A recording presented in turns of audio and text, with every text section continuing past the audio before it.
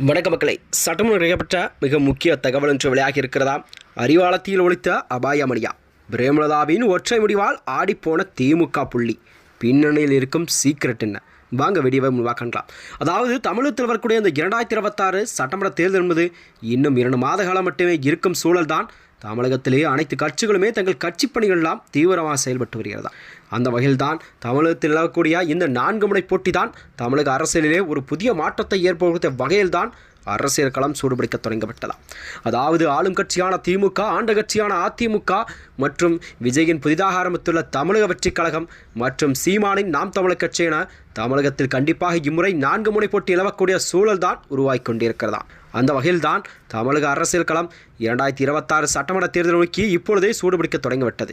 குறிப்பாக சொல்லப்போனால் தேமுதிக இதுவரை யாருடன் கூட்டணி என்பதை அறிவிக்கப்படாத சூழல்தான் நேற்று, அதாவது திமுகவுடன் தனது கூட்டணி அறிவிப்பை வெளிப்படையாக அறிவித்தார் அக்கட்சியின் பொதுச்செயலாளர் பிரேமலதா விஜயகாந்த் அவர்கள் அதாவது வர இருக்கும் தேர்தலில் போட்டியிடப் போவதாக அறிவித்துள்ளார். அரசியல் வட்டாரங்களே ஒரு விவாதம் பொருளாக மாறியிருக்கிறதா.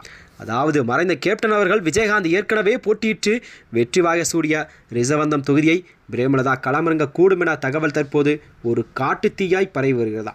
அது மட்டுமின்றி தற்போது திமுக கூட்டணியில் தேமுதிக இணைந்துள்ள நிலையில்தான் தொகுதி பங்கீடும் போது கண்டிப்பாக அந்த ரிசவந்தம் தொகுதி அல்லது விருத்தாச்சலம் ஆகிய தொகுதிகளை தேமுதிக கோர வாய்ப்பு இருப்பதாக கருதப்படுகிறதா. இதனைத் தொடர்ந்தான் இவை இரண்டுமே விஜயகாந்தின் அரசியல் வரலாற்றிலே பின்னிப்பிணைந்த தொகுதிகள் என்பதால் கண்டிப்பாக அந்த தொகுதியில் ஒரு சென்டிமெண்ட் அடிப்படையில் கண்டிப்பாக பிரேமலதா அவர்கள் இவற்றுள் ஒன்றை தான் கண்டிப்பாக தேர்வு செய்வார் என்றும் எதிர்பார்க்கப்படுகிறதா. இந்த எதிர்பார்ப்பு என்பது திமுகவின் உள்ளூர் முக்கிய புள்ளிகளை ஒரு பெரும் தலைவலியை உருவாக்கியிருக்கிறதா. அது மட்டுமின்றி தற்போதைய சூழலில் ரிசவந்தம் தொகுதியின் சட்டமன்ற உறுப்பினராக திமுகவின் வசந்தம் கார்த்திகேயனும் பதவி வைத்து வருகிறார். கள்ளக்குறிச்சி மாவட்டம் திமுக செயலாளரும் கடந்த 2 தேர்தல்களில் அத்தொகுதியில் தொடர்ந்து வெற்றியை பெற்றவராகவும் இருக்கும் அவருக்கும் பிரேமலதாவின் வருகை என்பது ஒரு பெரும் அதிர்ச்சியை தந்துள்ளதா.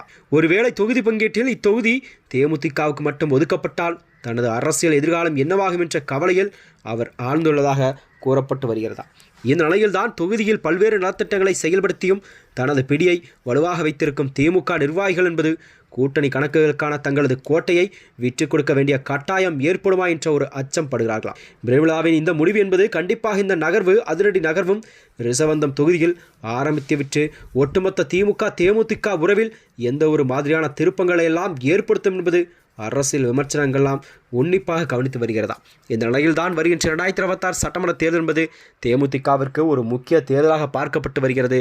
அதாவது தேமுதிகவிற்கு இந்த தேர்தல் என்பது கண்டிப்பாக திமுகவுடன் கூட்டணி வைத்த நிலையில்தான் கண்டிப்பாக திமுக ஆட்சி அமைக்கும் என்ற நிலைப்பாட்டில்தான் பிரேமலதா விஜயகாந்த் அவர்கள் கருத்தை ஒன்று கூறியிருக்கிறார். மேலும் இது போன்ற வீடியோக்களை தெரிந்து கொள்ள நமது சேனலை மறக்காமல் சப்ஸ்கிரைப் செய்து கொள்ளும்.